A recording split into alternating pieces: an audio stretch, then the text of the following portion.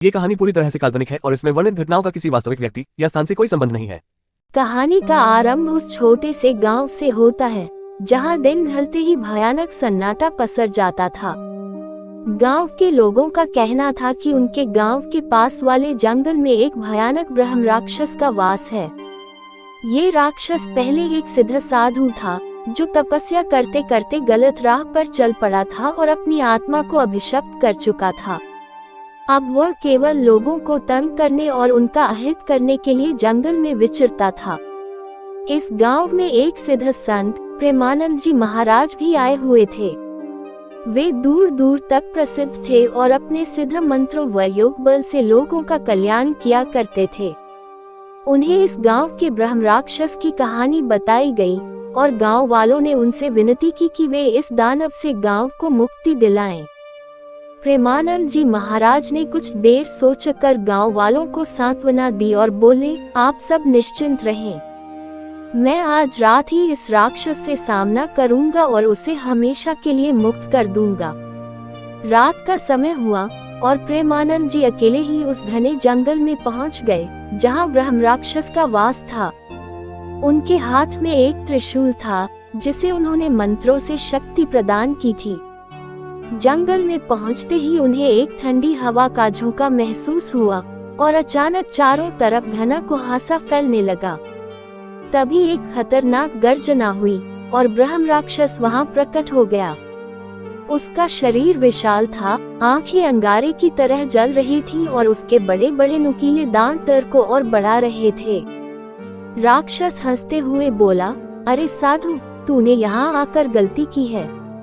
मेरे पास कोई साधु नहीं टिक सकता। प्रेमानंद जी ने शांत स्वभाव से कहा, तू कभी महान साधु था लेकिन अधर्म की राह पर चला गया। अब मैं तुझे मोक्ष देने आया हूँ। ब्रह्म राक्षस ने हंसते हुए कहा, मुझे मोक्ष देने का साहस मत कर साधु, वरना तुझे भी अपने प्रकोप का शिकार बना दूंगा। प्रेमानंद जी ने अपनी आंखें बंद की और ध्यानमग्न होकर मंत्रों का उच्चारण करने लगे। अचानक चारों ओर एक प्रकाशमयी ऊर्जा फैलने लगी।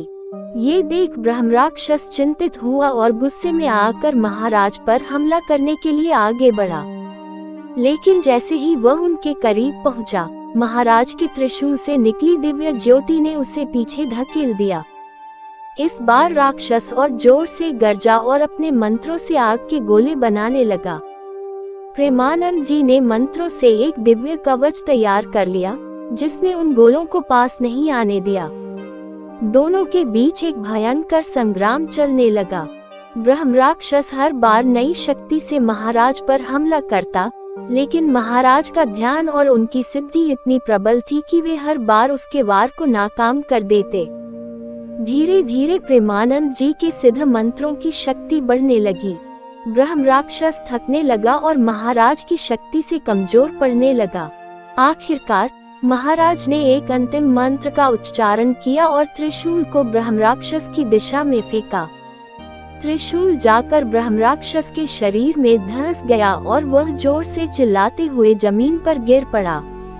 उसके शरीर से काले धुएं का गुबार निकलने लगा और धीरे धीरे उसकी आत्मा स्वच्छ होते हुए शांत हो गई।